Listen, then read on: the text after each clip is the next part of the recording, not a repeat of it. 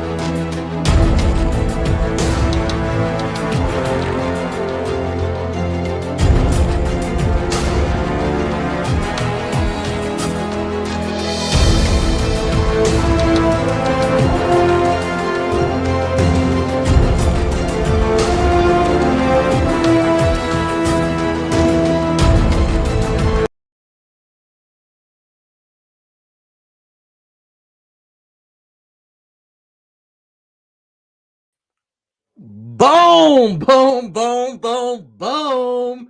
Hey, this is Jared, and I'm back. Hey, guys, crush the share button. You know what time it is. You know what time it is. And if you don't, it's double trouble time. All right, I am the co-host, Jared A. Brown. I co-host with my partner in crime, my brother from the womb, Jeff Brown. And we do this show, Double Trouble, and we interview the brightest minds, all right, in the affiliate marketing space, entrepreneurs, people that start their own businesses. And tonight is no exception. All right, I've got a great guest. All right, Stephanie MoDavis is my guest, and you're in for a treat. I'm serious, you guys. We're gonna have like a lot of what we call value bombs. All right, they're gonna be exploding because she has so much inspiration, and she's going to be very motivational. All right, so she's started her own 501c. She's created not only that, but she creates changes. All right, because she's felt like that there wasn't enough going on with her experience as a patient, that she wanted to do more. So she's making changes. So that alone is what I respect, is that she's going to be making changes to make sure people's lives are better. She discovered the authentic healing comes from coupling of experts and an experiencer community. And there are ways to end the cycle of emotional upset, stuckness, pain, and depression and anxiety, fear, stability, financial woes, and more. And you can get your life back and become so much more, even while experiencing setbacks. In fact, setbacks are what she calls information, and we just need to get that space to experience it so that you can move forward. And she humbly facilitates her self-healing journey. I'm excited to get her story out to you guys, because of, again, what she has done is incredible. And I'm excited to have you get inspired and motivated today. So please don't be stingy. All right. Don't be stingy. Please crush that share button. Don't hesitate and be shy. All right. Because sharing is caring. And I know you care. Okay. I care too. So please share. And I'm going to bring on my co-host, my brother from the womb. Okay, we were womb brothers before it ever before it ever trended, or I don't know if that ever trended, but we've been womb brothers for a long time. So please drop your comments, give my twin brother a very warm welcome. Here we go, co-host. Boom!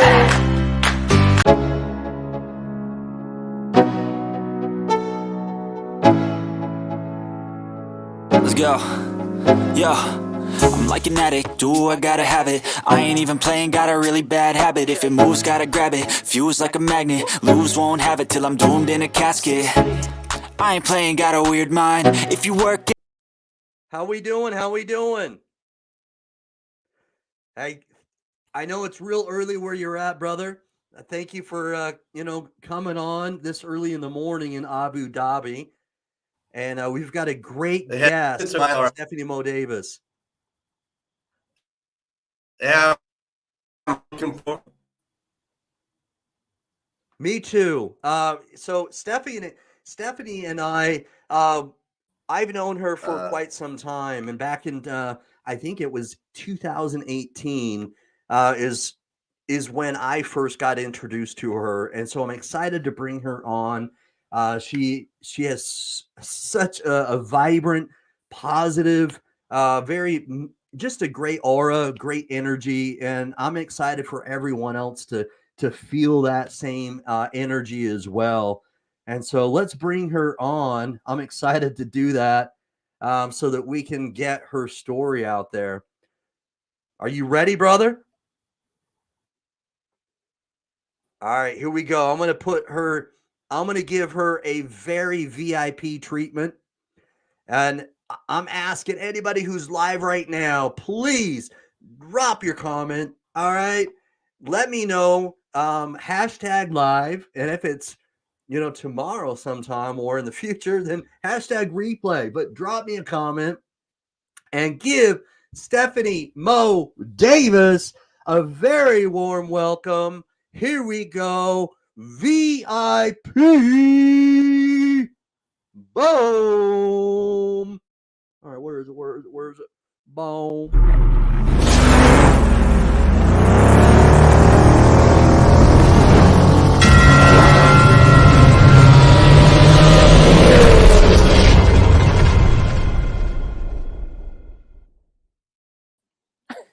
Hello. That was so awesome. I feel very cool. Thank you, guys. Oh, you're welcome. Yeah. That's how we roll. That's that's how we do things here. Wonderful. I'm happy to be here. How you doing, Stephanie? I'm great, Jeff. Thanks for being able to join us from Abu Dhabi today. Happy to be with you both. Awesome. So we have somebody watching here, and I apologize that sometimes what happens is StreamYard, you have to give permission to to StreamYard in order to show your name live when you're commenting.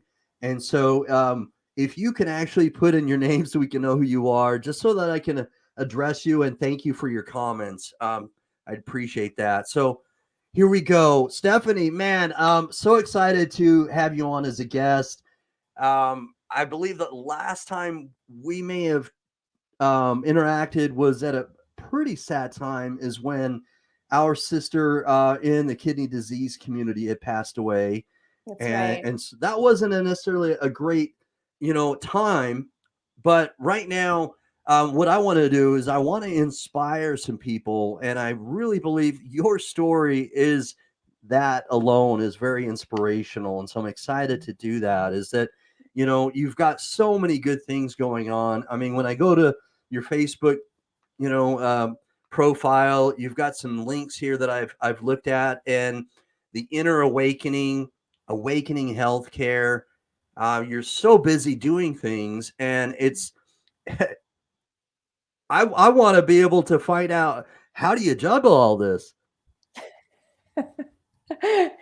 How do I juggle all this? Well, let's see. I've been given an incredible experience with many different opportunities to share. I love to share. I believe that we go through hardship and difficulties and beautiful moments. And for me, as a woman in today's day and age, sharing my experience and especially distilling what I've learned through the hardships, through the beautiful aspects of my life, have become really important to me. I feel as though often the authenticity of our experiences often doesn't have the place to truly come through. And a lot of those links that you see in my Facebook page and a lot of the things that I've created have very directly come from the distillation of my own very challenging experiences. So, trying to turn these lemons into lemonade, so to speak, but it's been quite a challenge, and everything you see there is 100% completely something that I've experienced and lived through, and it's not something that I'm just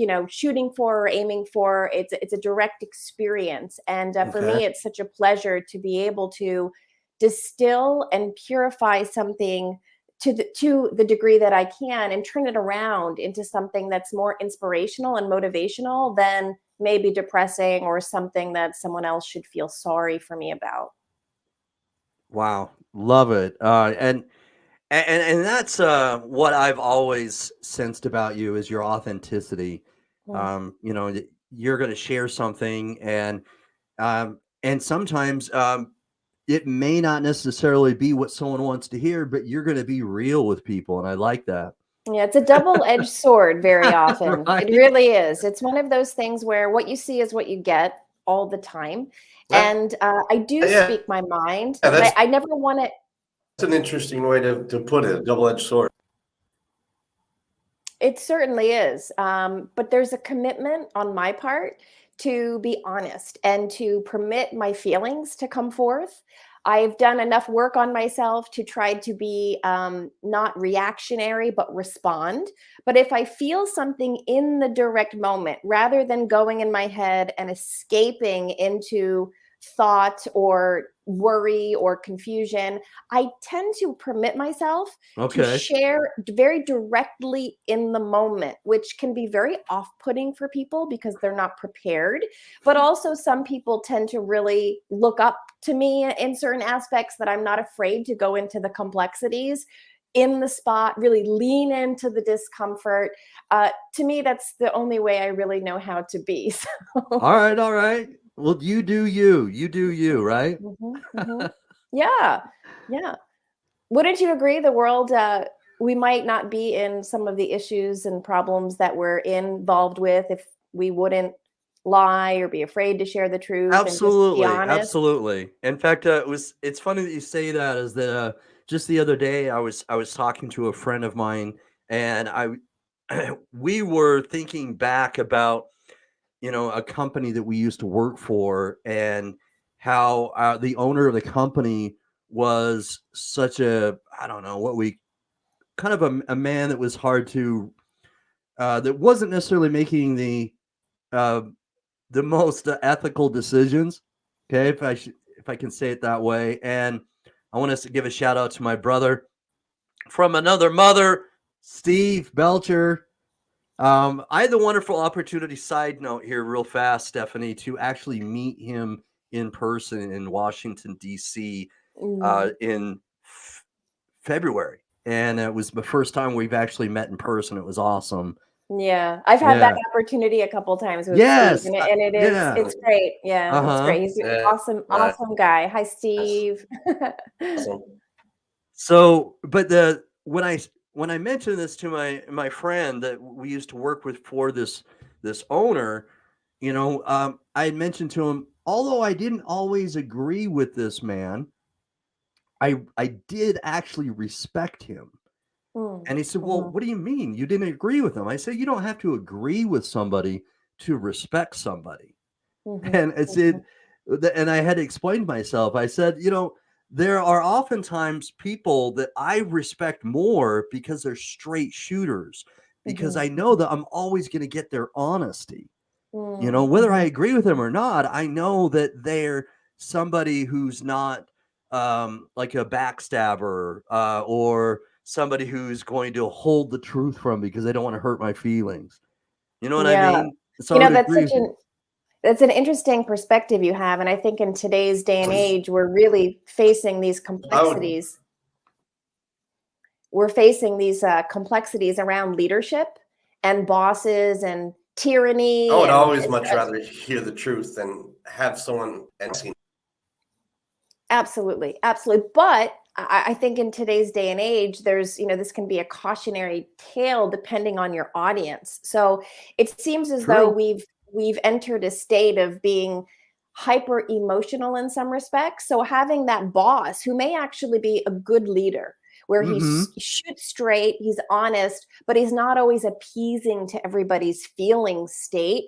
And in today's day and age, this is grounds for cancellation I in some know, I realms. know. So it's really a shame, because I think that insofar as business, there's different roles, and as much as we want equality, there has to be, the reality is that we do operate on these hierarchical realms, and it's for a purpose. There's a purpose with having a boss who can Right. oversee and shoot straight from the hip and kind of bring that action oriented, healthy masculine energy. And I think that we're at a time in history where we're getting things confused. We're getting that strong, healthy, masculine, action oriented energy, maybe sometimes confused with tyrannical, misogynistic behavior. Right. And in my eyes, like you said, I also respect the leader who, might not be appeasing or the most hospitable person, but can really run the ship, can really lead and speak truth and be upfront with people. So it's an interesting time in history with group dynamics and leadership and bosses and employees, and it's complicated. I'll say that it's quite complex. Complex, yes, but man, on a simpler note is that it can be complex, but at least with people that are speaking their mind, at least we have the we know, and we could be rest assured that they're giving us an answer, and Yeah. I get it that right now, in this day and age, we're all about the feelings, we're all about saying the right things, but what about talking freely? I mean, Yeah. I'm right there with you. yeah. I think that we need to, I think there's a level of a feeling state that maybe had been suppressed in the collective for a long time. So now Mhm. there's this kind of polarized wanting to be very heard, seen, appreciated, valued, spoken to kindly. And there's a level of respect I have for this vulnerability. But as far as running the world and running business and operating complex structures, we need to not feel like we're hurt if our Uh-huh. boss says something that's true that maybe we feel offended by. So as I said, I think that even some simple things can be seen as complex, right? Right. And I Yeah. think this is I see kind your of one of point. those, I think this is one of those scenarios where we're just at different states. The people are at different states, and trying to coalesce those together in business has Mhm. is a little bit complicated. But it also seems like it's shaking out. Like it's going to shake out no matter what. If those people need to leave that particular business, or certain people need to kind of shift into where they feel comfortable, I think it's going to shake out at some point, no matter what. So Well, speaking of changes and shaking things up, again, I was on your Facebook to look at some of the things that you've been doing recently, and some of your links. To me, I'd like to kind of transition into that. sure. You've got the inner awakening, which is kind of why I named the title of the show "Inner Awakening," because of what you are doing, and then the awakening healthcare. Mhm. Um, Talk to me a little bit about what kind of inspired you to do those two things. Great. Thank you so much. Where to start? So I'll say that I started in my early 20s as a woman who wanted to make a difference. And as a woman who felt like community and connection and holistic health were really important. And then, as both of you know, I went on my own healing and health journey with kidney failure, and then receiving not one, but two kidney transplants. And an observation that was very clear to me was that we were really truly missing this essence of holistic health within the Western medical model. And I found the clients that I would see I had yoga studios in my 20s. The clients that I would see were always looking for some sort of deeper spiritual connection, some sort of meaning within the hardships they were facing in life. And it Okay. hit me like a ton of bricks one day as I was dealing with my own health issues, very severe health issues. Nobody in the realm of healthcare ever gave me the opportunity that this was a meaningful experience. It was always something that, we got to get you well. We got to fight this disease. This is awful. I feel so bad for that you have this condition, and you're so young, and I'm so sorry. And at some point, this language didn't jive with me anymore. I feel like this is happening to me for some sort of divine sacred reason. And I don't know exactly what it is, but I'm going to seek out on a quest. And I'm going to try to figure out and cultivate room for me to find some deep meaning in why I'm experiencing this and what am I learning from this. And this was something that was completely obsolete from the current medical model. And Mhm. I felt what I noticed was me holding that space and finding meaning and really saying my illness experience is happening for a reason. Like, that's so contrary to something that we would like to hear. But in me doing that, I was able to find a peace and a freedom and really look down at my illness as an experience that I was having rather than I was the illness. Right. And this separation completely changed not only my experience with kidney disease, which was severe, but my healing and my integration of my transplant afterwards. So Wow. this was something that I felt like I needed to try to find a way to articulate to people who often don't have a worldview like that. And it wasn't that I wanted to diminish the severity of fighting the disease. It wasn't a this or that. It was an and. I was simply trying to say, yes, we have to fight the disease. And can we try to hold space that maybe this is for some sort of purpose and is going to cultivate some sort of meaning within our life's experience? And a lot of what you see there is the culmination of me trying to articulate languaging for patients, Okay. for the general public, for Mhm. healthcare providers around the mechanisms that helped me so greatly, truly thrive and move past my kidney disease rather than the need to constantly talk about it and stay stuck in that experience.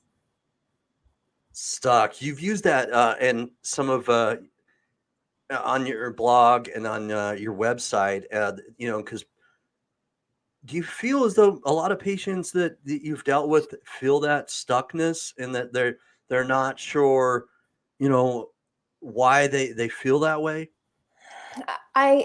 Jeff and Jared, I think it's part of the human experience. Okay. I don't necessarily isolate it just to patients, but I definitely do witness that. Yeah. I do witness that very often it is because we don't offer that positive spin on the condition, it causes a lot of trauma. It causes a lot of systemic mental trauma, emotional trauma, and to cognitively be able to work through that and just overcome it is really difficult for a lot of people. So yes, what I see is a lot of behavior that there's an expression of extreme gratitude and happiness that I got my kidney, but then behind the scenes there's also this very deep suffering that's often not brought to the table. And for me, I feel like that does a disservice to patients and to people when we don't bring the whole story. And in people's lives, Facebook, social media, the kidney transplant community, it seems as though it's a this or that. So Mhm. either we're glorifying and we're the best advocate in the world and my life is great, look at all my pictures, and we don't show the other side, or we are all the other negative side. So I'm just trying to expand our awareness, expand what we can hold within our consciousness, that it's actually both. It's both. And again, instead of these two fighting each other or being very insulary into the positive or the negative, how can we just bring the full story authentically and honestly and say, I'm super grateful that I've gotten my transplant. Like, I can't even express to you how grateful I am, but I also still suffer. So that's what I'm trying to introduce, this and not or. It's kind of the good and the shadow, and that if we have space for both, then we don't have to necessarily hide or demonize the stuff that feels taboo. So Steve just shared right here. That was deep. What she just said. That is deep, and what very eloquently said, though. Because it's not just this or that. There's so much more in between, and it can be they can kind of transcend, right? They can coexist, Yes. but you have to. This is the inner awakening. Okay, you I have love to. it. You have to first permit yourself to share sides of you that may not be reputationally appeasing, or you may not look like the best person in the room. You have to have a vulnerability, because when you put yourself out there fully, because the world operates in duality, usually these poles, you're gonna be attacked by one or the other pole. Mhm. So it's almost like you start to be able to navigate from the middle, where you can kind of be both. But again, out in the world, then you often are going to get judged when you're not siding with one or the other, if that makes sense. Yes, I totally know what you mean. I felt that way sometimes too, where although I respect one side, if I don't agree with that side thinks I'm against them. And it's not that I don't like them, I just don't agree with what they're doing. But I'm not like opposed to them, or I don't have like angry emotions towards them. You know what I mean? Well, if you have that's a lot of the work when I do the inner awakening work, is to find this middle ground where you can be on mission, you can be working at your purpose without being emotionally dysregulated. Because I don't know about you guys, but I only have so much energy throughout the day. Amen. So if I want to do multiple things and be a high level producer of things in the world, I got to manage my energy. And guess what is the first thing that actually takes my energy? It's not eating, it's my feelings, my emotions. So if you are emotionally hijacked by the media, by this Democrat or Republican or this or that or if you're constantly emotionally hijacked, you're losing a lot of energy to do what you actually want to do. So this inner awakening is a process of learning where you are on the spectrum, and then learning how to bring up what frustrates you about the sides, about the poles, about within you, because these really exist within yourself too. For sure. It's kind of interesting. So it's kind of looking at yourself and truly looking at your blind spots, right? So usually they say, you become that which you hate. But you don't often, you're like, me? No, I don't do that. I don't like them. Why would I become them? Yeah. Right. But in your disdain and your constant feeding that energy, you do start to become that, but you don't see it. You think you're fighting against it. So this is a little bit of psychological work, some emotional work, and it's really helping us to see ourselves clearly, which means doing what we call shadow work. This is a very Carl Jung, who's a psychologist. It's a very psychological shadow work, which is having you look at the sides of you that you can't quite see. A good way to just do this, if you're not quite sure, is ask like the 5 people who know you best. I'm sure you guys would be great mirrors for each other. Right? So it's like, hey, bro, tell me honestly, what are some of my bad qualities? And people will tell you. And then you have to be like, okay, maybe I am like that and I don't see that. And how can I start to work on that? So the inner awakening is this process of doing just that. And what's so miraculous and interesting about this work is when you start to do that work and look at your own biases and your own shadows, you it's almost as though you start to see the world a little differently.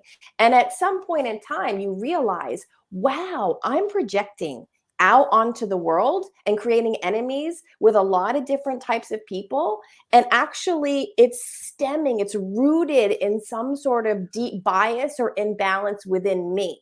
And then I'm seeing it in them and I'm attacking them rather than looking in the mirror and really asking myself, why does that bother me so much? And is there something within me that's actually, I'm putting the blame and the work onto them.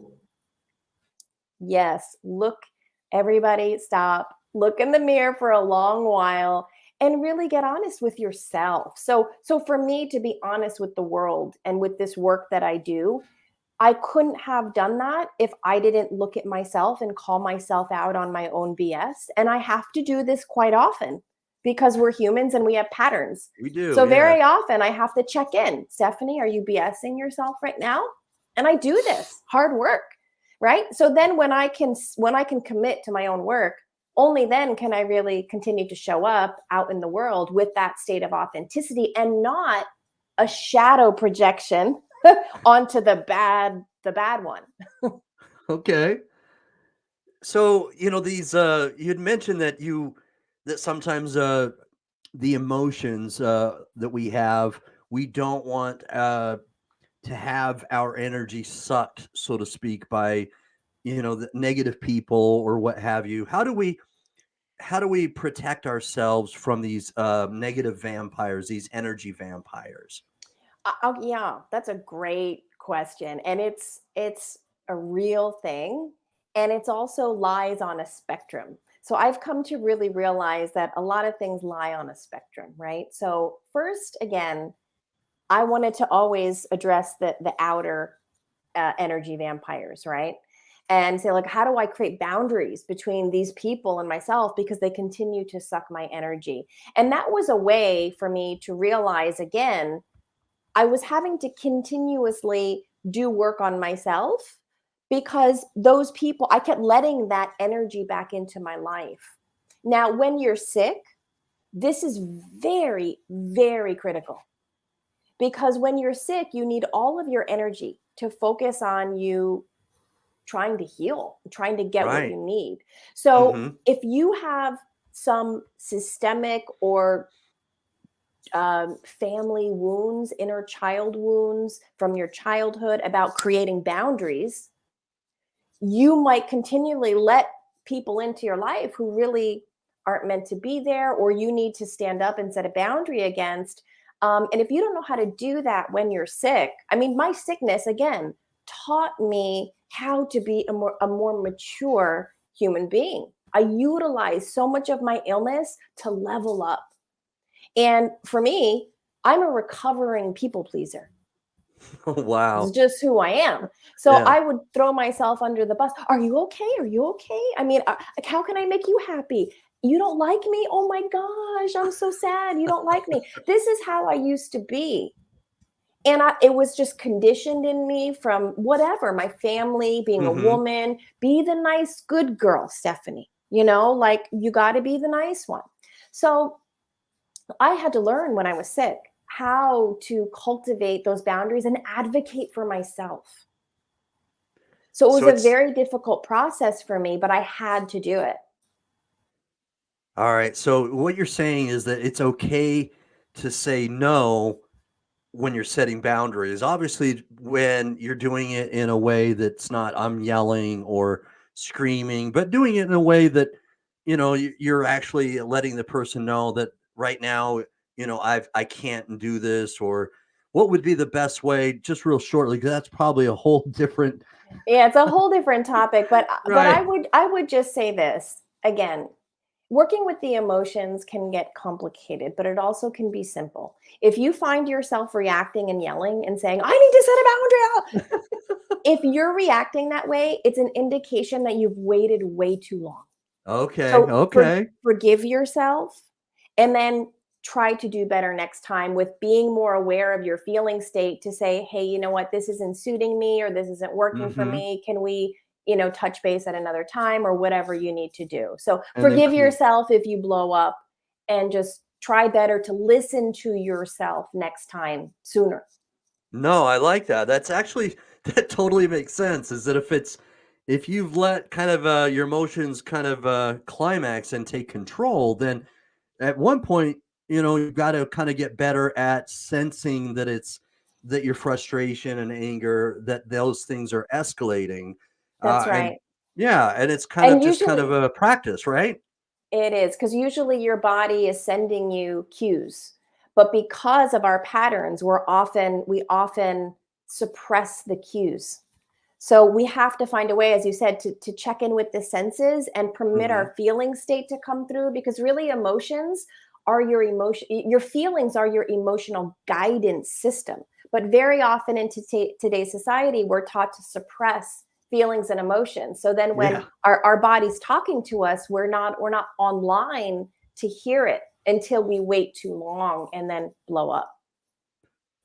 And then all of a sudden it's oh, all right, I overreacted. Yeah, and then you say, "I'm sorry," and Yeah. it's so interesting because I just read this quote. I don't know if I have it here. Yeah, a good relationship survives the whole pattern, meaning harmony to disharmony, and you don't get stuck in the disharmony, but you're able to move through the stuckness into repair and another state of harmony. Boom! I love Isn't that. that good? Yeah, that is so uh, that that right there is profound. I love that. Should I Yeah, read it that's again? yes, That's please deep. do read that again. Okay, listen. A good relationship. Now, this could be relationship with your partner, a friend, your coworker, your boss, anybody. A good Whoever. relationship survives the whole pattern.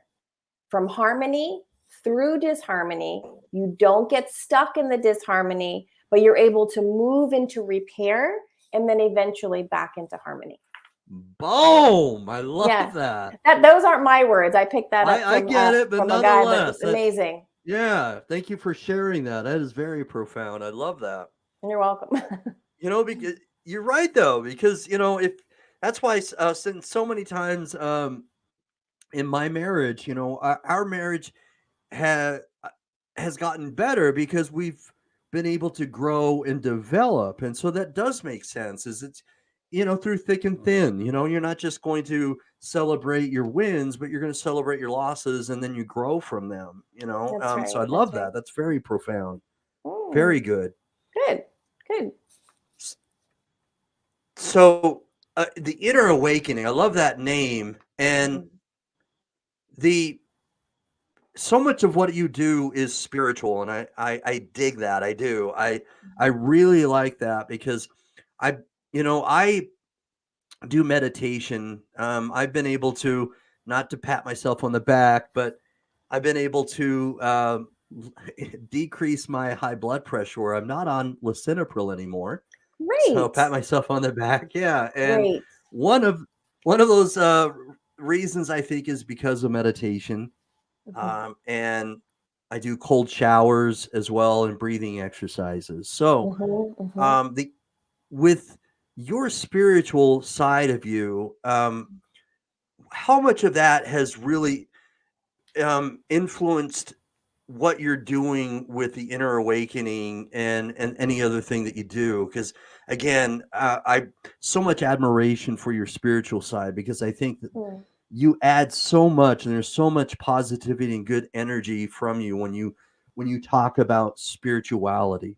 I thank you for asking that. And, I've had so many patients reach out to me and mention similar words, because when you're suffering and you're going through something really challenging physically, again, the medical field leaves, there's no room.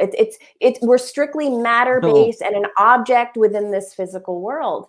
And at uh-huh. some point, when you're sitting with yourself, sick or not, and you're struggling or going through something, again, you're seeking for a much deeper meaning in things that just the matter based way of thinking does not. You just can't find that meaning from that very often. This is a big subject right now between the world of science and spirit. Mhm. It's a battle, so to speak. But back in ancient civilizations, Egyptian, science and spirit were one and the same. They There was connect. this admiration for them working together. And technical difficulties.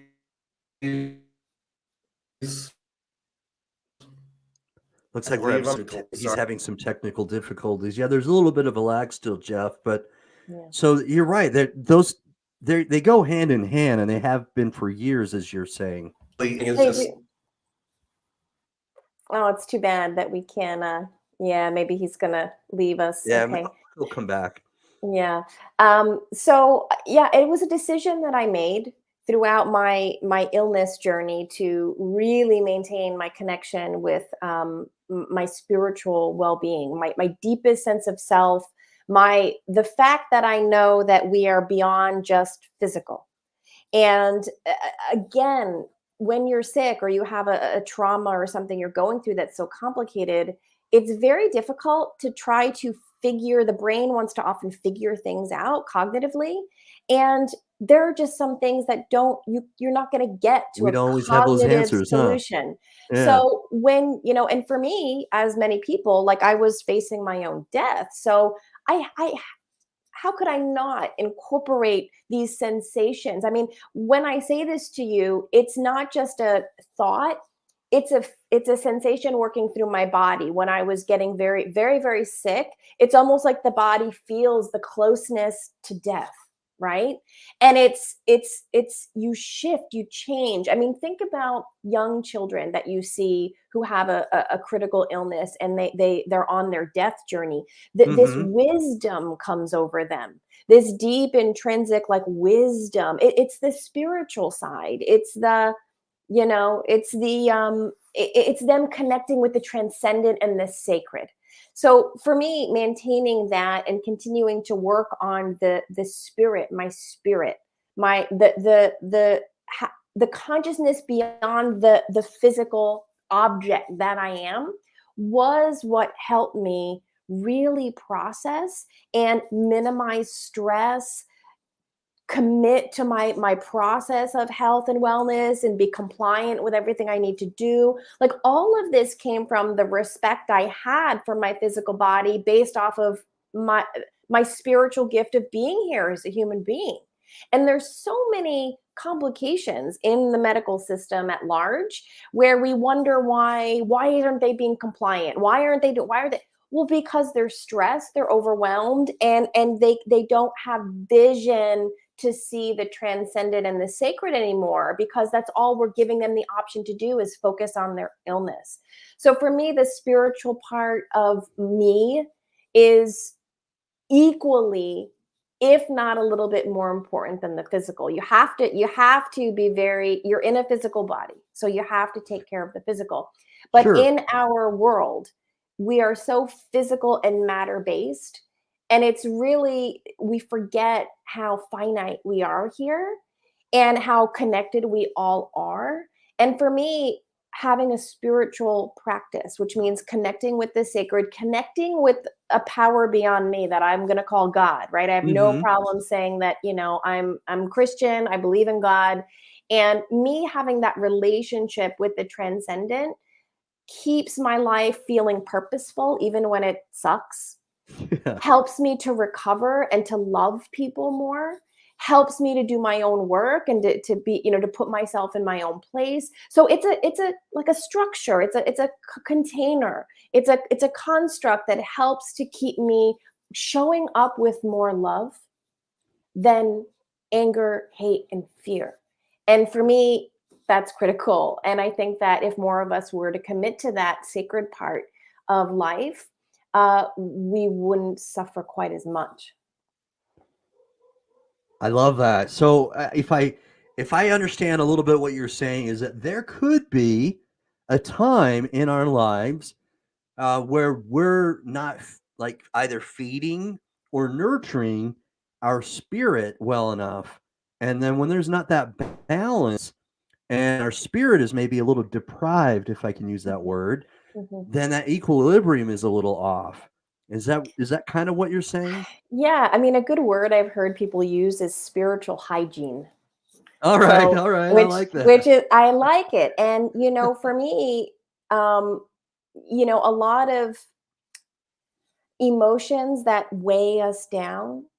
For me, having that connection to the sacred again helps me to recalibrate, helps me to reiterate my story, helps me to shift. And again, like we talked about earlier, not feel stuck in my story because I am beyond my story. Right. Stephanie is the name I was given in this body, in this time and space that I'm here, right? But my consciousness is beyond my story here. So if you can find a way to connect in with that, everything broadens, including your compassion for humanity. So but it's a worldview shift of getting out of the I and the selfishness and my story, and this is what I need, and it's all about me. There has to be what they call a death of the ego, or like an identity crisis. So you realize that you're actually beyond just your identity. You are, as God would say in the Bible, I am that I am, which is like I'm not just my identity in this body, and my life isn't just about me. There's something that's bigger than me. And when you choose to really bring that into your day-to-day story, it just broadens the worldview. And it's just for me then I couldn't see living any other way, because I would feel really completely selfish. And just I'd feel I couldn't be contained in such a tight construct of just Stephanie, and this is my identity, and this is my one story. So that's why you see very often I'm kind of dabbling in different realms of work, because I'm able to be broad and share in different multiple communities, just as you are. So So would you, I mean, this is just, I don't know, speculation per se, but would you speculate that maybe that's the reason why ultra successful people aren't always happy? Because even though they have, like, I don't know, like all this money and all this power, they're not always happy because maybe that spirituality isn't nurtured or fed very much.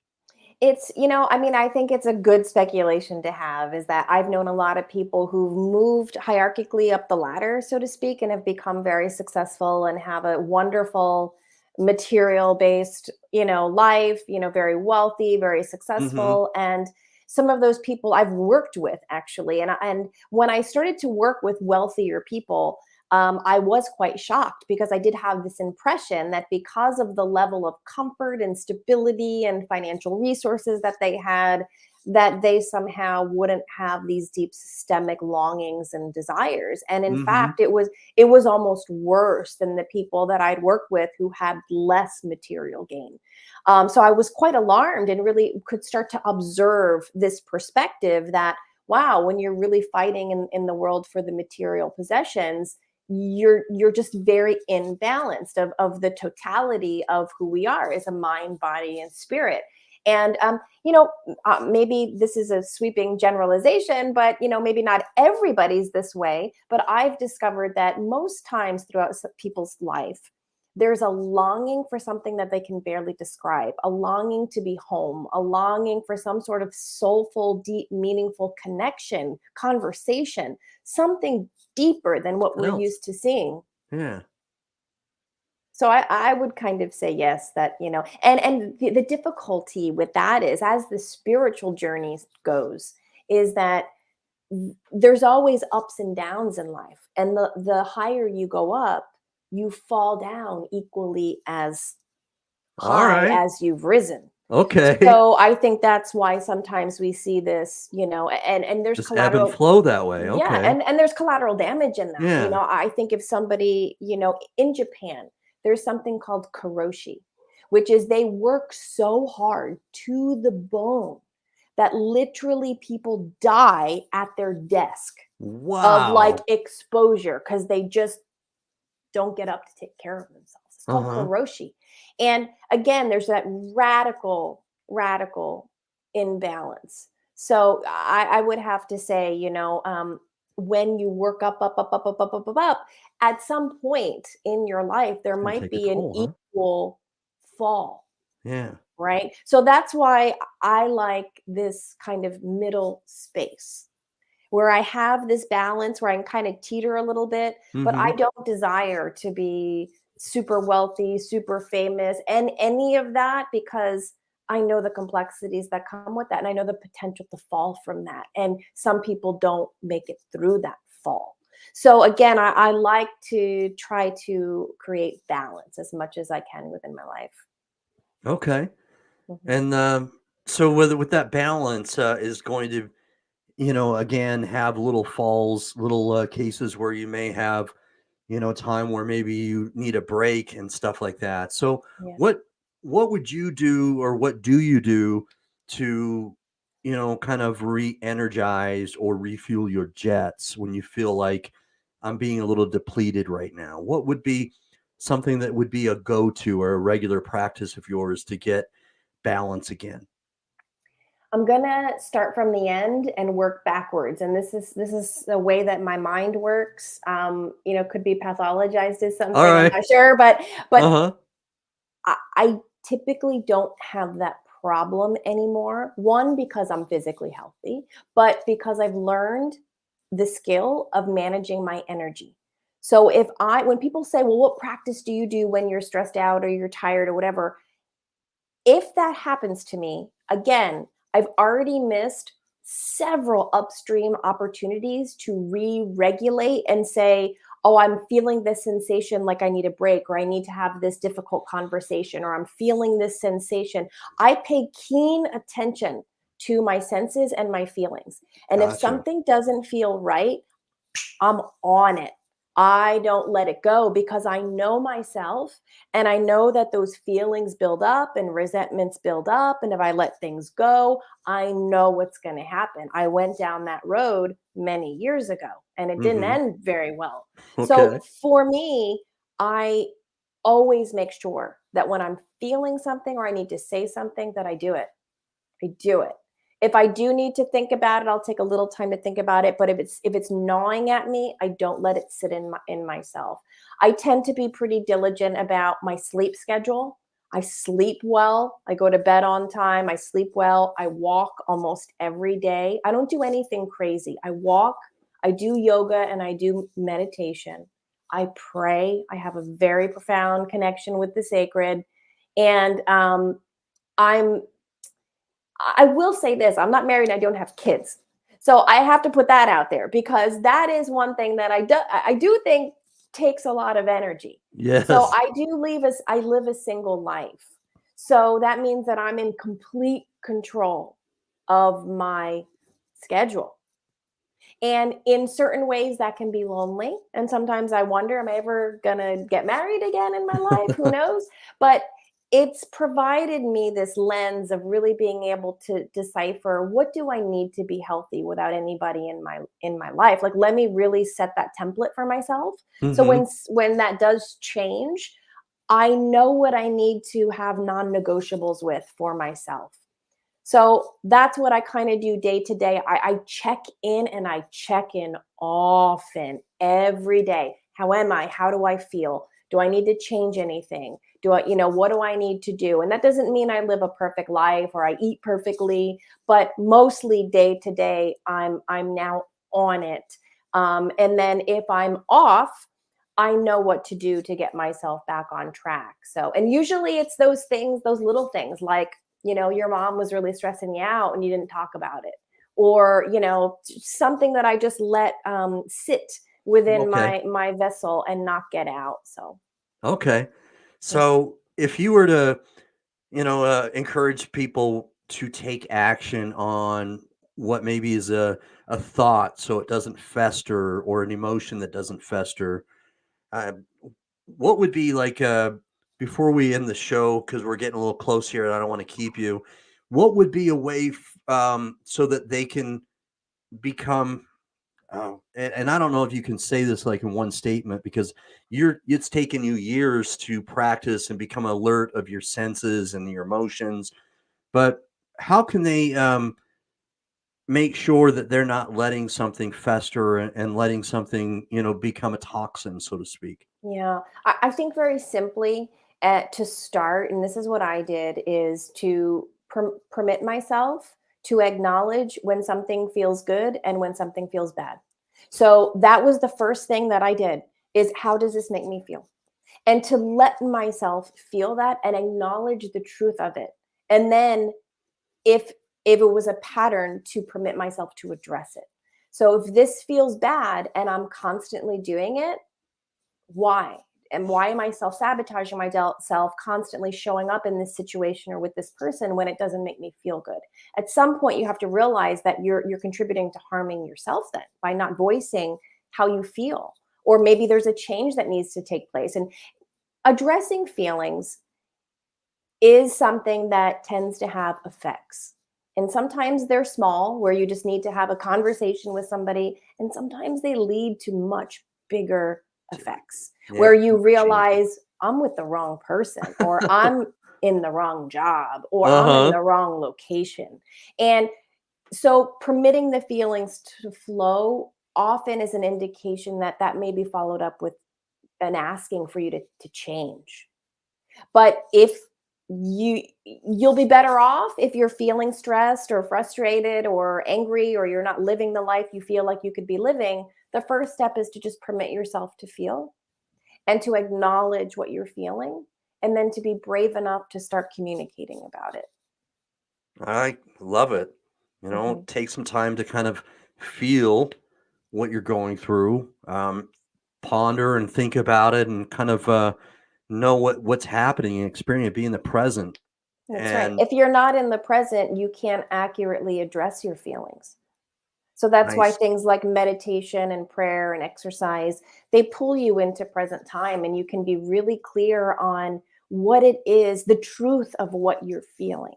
If you're scattered in your mind, you're always bringing in bits of the past or anxious about things in the future, and you may not be acting in the present accurately. So that's why the meditation, the yoga, the prayer, the spiritual practice So help you effective. to feel confident and clear to say, this is my truth, actually, this is how I feel. Yes, I totally agree with you.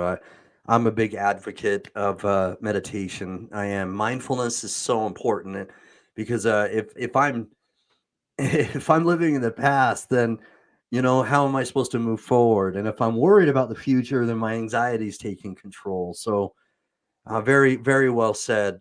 Thank you, Stephanie, for coming on the Double Trouble Show and Mhm. giving insight and spending time with us. Thank you so much, because Oh, it's my privilege. my pleasure as well. Always appreciate you and what your character and what you stand for, because I do have tremendous respect and admiration for you. Thank you. Oh, thank you. Please, I just want to be honest, I make a lot of mistakes. I'm far from perfect. It's just my commitment to the process. Yeah, we all do. But self-evaluation is important, and a lot of what you said today, is I think holds true for anybody who's either going through a tough time, or anybody who's actually just going through any sort of relationship. You've given great insight, and I appreciate it. Thank you so much. You're welcome. You're welcome, Jared. All right. Well, again, thank you for coming on. Have a very blessed evening. Okay. Thank you. You too. Thanks. Bye bye. Bye. All right, you guys. I have so much enjoyed this. Stephanie always gives so much inspiration, motivation, and she speaks from the heart. She always speaks with authenticity, and I love that. So if you have felt just the same inspiration, motivation as I have, please don't be stingy. All right. Crush that share button, share this information, because I know that somebody else out there can be just as motivated and inspired, all right, from this show, from her insight, from her information. Thank you, Nina. If you haven't watched this whole thing, Nina, replay it, because Stephanie MoDavis is such an inspiration. And if you haven't watched this whole thing, replay it and watch this completely, and follow her. You can find her on Instagram, YouTube, Facebook. All right. And she just has so much inspiration and motivation. And I think we all can get motivated. All right. Anyway, thank you for watching today. All right. Appreciate your support. And for everyone who has commented, Steve, my brother from another mother, Tammy, who left some comments earlier, and I appreciate my brother and from my my brother, my twin brother Jeff. I appreciate you, my brother. So please, all right, if you know anybody else who's either an aspiring entrepreneur, or if you yourself, all right, are looking to become an entrepreneur, hook up with me and my twin brother. We'll get you the information that you need. But please comment, continue to give us support so that we can inspire and help other people to feel encouraged to become to take action, all right, and to do more instead of just make sure that they're comfortable. Because when we're comfortable, all right, we don't grow, all right, and we need to develop, all right. Be comfortable with doing things that are uncomfortable, all right. Peace. I'm out. Where's that outro? All right, where is it? Here it is. Boom! Even when you feel low, you can still go. Even when you feel slow, you can still go. Even when there's no hope, you can still go. I never answer to no, man, I still go. Go, go, go, go, go, go, go, go, go, go, go, go, yo, go. Hustle hard, hustle every single day. I'll be making moves till I'm buried in my grave. To the system, I don't wanna be a slave. I've been doing shit my way, or the highway, and in the driveway.